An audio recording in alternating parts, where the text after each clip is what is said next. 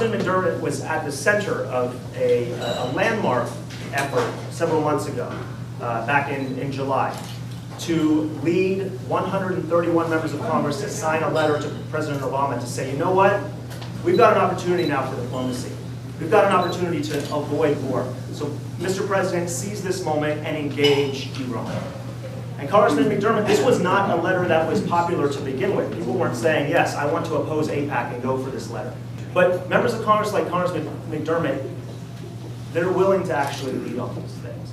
And because he stepped up, others stepped up, and they built a coalition. And we got 131 people to sign on to this letter. And that letter still is being cited as the genesis of a new approach in the United States towards Iran, the beginning of something that could change the trajectory and avoid war. And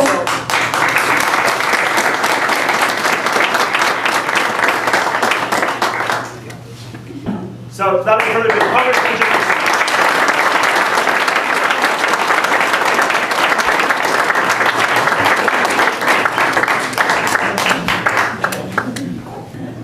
Thank you all for coming tonight. It's reassuring to me to see, because in Congress we often wonder, is there any support out at the grassroots level? And it's good for us to come and see Niac and a grassroots organization that is willing to back changes in our government. People like Touraj, who appeared on a recent news show. He was on the Daily Show, which is what most people get their only news from. And he is a great leader because he said something that I want to read, because it is really something you have to keep in mind in the Congress on the issue of Iran.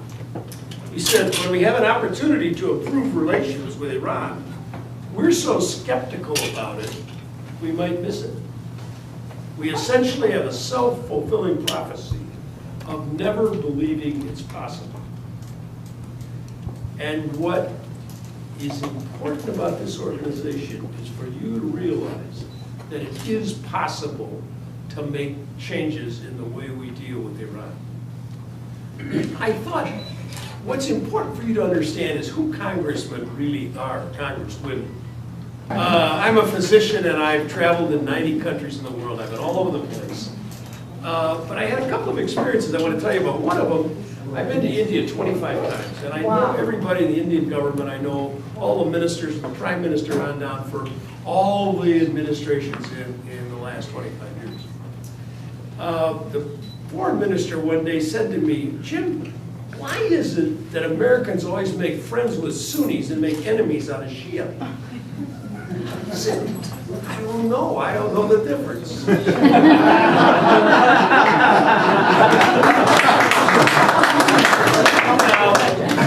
Now, you laugh, but the importance of that is that most congressmen have no concept. I'm not ignorant. I'm not stupid. I am not isolated. I've been everywhere. But I couldn't have given you a rational discussion on the difference between Sunni and Shia. So one of the problems you're dealing with the Congress, and what Niac is really all about, is trying to educate us about this country that's been isolated from us since 1979. Almost nothing positive has been said about Iran since 1979, when the Shah died. Now, the second thing is that I got involved in a group in my district. A bunch of peace activists said, why don't you go over to Iraq? And they're talking about war in Iraq. Why don't you see if it's a good idea? So I went over there and I walked around for about 2 weeks.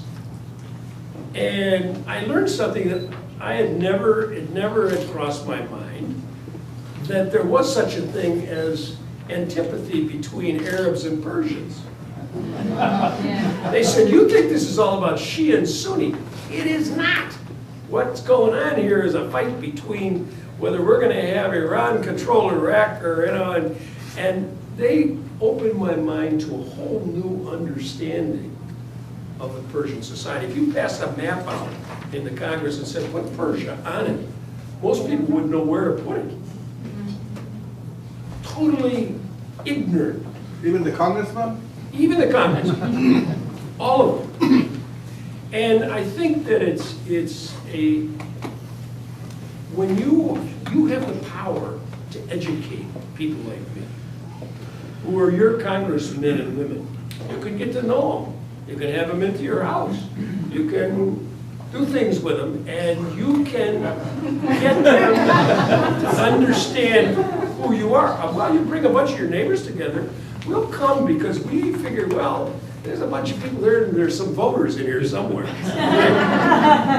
Now, I had another experience which I think impacts what many, probably there's some in this room who can nod your head about this one.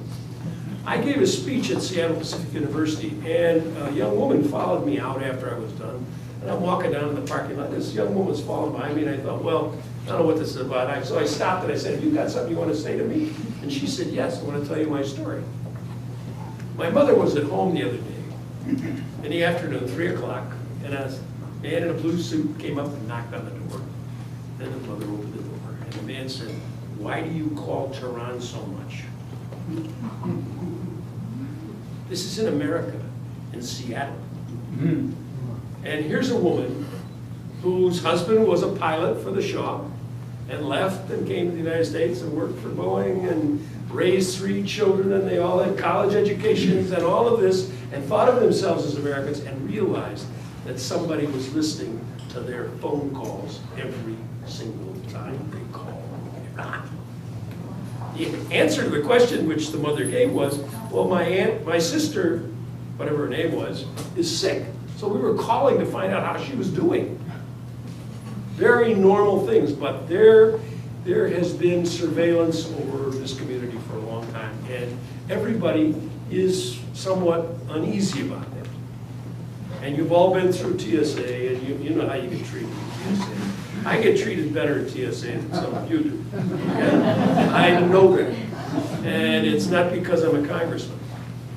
And the fact is that members of Congress need to understand what good Americans are really all about. Doctors and lawyers, and school teachers, and college professors, and entrepreneurs, and all sorts of folks are being treated in a way that really is un-American. One of the reasons why I voted against the Patriot Act is I didn't think we ought to give the government the ability to be looking into everything that everybody's doing. Now,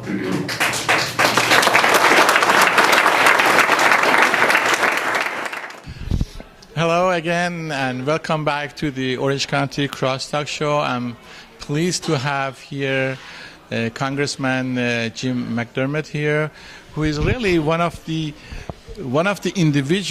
congressmen in the Congress is always looking and advocating diplomacy versus war.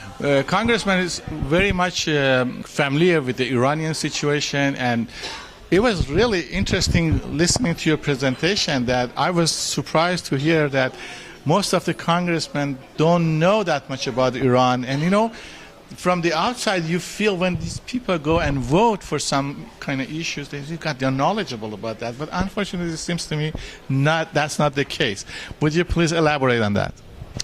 well, an issue like Iran is presented to the Congress as though it's some kind of a national security issue. Now, if you don't know anything about the politics of the Middle East or of the geography or anything else, you may vote for it because somebody told you that it's necessary for the protection of America. But if you look at the facts, you quickly come to the understanding that Iran is not a threat to the United States. They are felt by some to be a threat to them in the Middle East, but they're not a threat to us. So for us to punish them using sanctions, in my view, it's not in our national interest. And people never ask the question. Prove to me that they're a real threat to us. And they're not. The new president of Iran giving lots of positive signals to the United States, and telling that we want to negotiate on various issues. And what do you think about, what's your take on these new signals coming from Iran, and what would be your advice to President Barack Obama, in order to start a new phase or relationship with Iran? Most Americans that I've talked to are very excited by President Rouhani's election, because it's the first time that we've had a moderate coming from Iran, talking about wanting to make changes and wanting to negotiate, and somebody who's knowledgeable about nuclear issues. This man was the nuclear negotiator. So it's not as though we're dealing with somebody who is unknown or doesn't know what he's doing. He is knowledgeable and is saying he wants to make changes. On the other hand, on our side, we have a president that said he wants to negotiate with the Iranians rather than have war. And I think you have the elements necessary for us to come to a strategic agreement that will be good for both sides. I'm personally very excited by the election of President Rouhani and the things that he has said in the time since he was elected. So we'll wait and see, of course, but we're all excited about it. Congressman, there's going to be a UN meeting on Tuesday, and on the media they said President Obama and Rouhani going to be there, and there's a possibility they're going to meet face to face. What do you think, if this happened, is that going to be any good or what? What do you think? What do you think is going to be the outcome? Well, you asked me earlier what would be my recommendation to the president. Yes. My recommendation would be meet with him, sit down and talk with him, have frank discussions, don't talk to the press, just talk about the issues. And I think in the long run, once that happens, once the picture is out there of the president of the United States talking to the president of Iran, suddenly things will change on a whole bunch of different levels. And I think that that's what we're all hoping for, is that the president will send the signal, which will open up contact with the parliament, which will open up scientists, will open up scholars, all ways in which students could come from Iran to the United States. All of these things would be very good for us and for Iran. And it can start with the president sitting down and talking with President Rouhani. You know, Congressman, there is a big Iranian American community not only in California but all over the United States. What would be your recommendation to them? So what can they do in order to speed up the process? Well, I think one of the things they can do is certainly let the White House know, emails, letters, whatever, that they approve and think that he should go and talk. But I think they also ought to talk to their congresspeople, so that their congresspeople understand that the Iranian community is out there and is interested and cares about this connection being created between Iran and the United States. And the more they do that, the harder it is for members of Congress to vote against Iran, because they can't say, well, nobody's come and talked to me about it. And once you've gone and talked to them about what it means to Iran, it's harder for me then to say, well, I never heard anybody say anything, because I now have heard something. So the power of individuals in the political process is much greater than most people understand. If you go and talk to me about something and I know who you are, that changes my view of the particular issue. The Congress authorizes war. The president does not go to war without authorization from the Congress. And what this vote that we were asking for on Syria was to say, we don't want the president to just march out there by himself and say, I'm the president, I can do whatever I want. We want the president to go because the Congress says that's a good thing to do. And I believe that you don't do that in advance. You don't say, well, you can go and shoot anybody you want any place in the world. You say, when there's a question, come and ask us for the permission to shoot that particular situation. And I think that's why this giving advance authority for use of force is just wrong. It's just wrong. You know, a good friend of the Iranian American friend is Congressman Ed Royce. I had the opportunity a few times to interview with him. And in fact, 2 weeks ago, I had a talk with him. He had the same kind of viewpoint that you have. He's now the chairman of the Foreign Affairs. And I'm wondering, how do you communicate this kind of message to your colleagues, so to speak? Well, you talk to them. I mean, Ed's an old friend. I've traveled all over the world with Ed. I've been in Africa and other places with him. And he and I talk about things in Africa, trade policies in Africa. There are many things that I've talked with Ed about. I believe that every member of Congress can change their mind on a given issue if I sit down and work hard enough to explain it to them or give them some other facts than the ones they're operating off of. Most of the time, people are acting without knowing very many facts. And the more facts you give them, the more likely you are to influence them to do what you want them to do. Congressman, thank you very much for your time, and it was a wonderful presentation, very eye-opening, and we're so happy to see you in Southern California. I know you are from, you are representing Washington, Seattle. I have been there in Washington. It's beautiful, beautiful. And so coming here tonight is really wanting to support what Trita is doing, because that's the only reason I come down here. I mean, there's no votes down here, right? But the reason to come is to support it because in Congress we need your voice. We need you to talk. We need you to fund talking, obviously, but also to do some yourself. And you should never underestimate your own power. One person can make a change, and there are plenty of examples. I can stand up here for an hour giving you examples of people who made changes. One person said, I'm not going that way, and then things stop, or things change, or they go another way. And you can be that kind of instrument of change. So thank you very much for having me.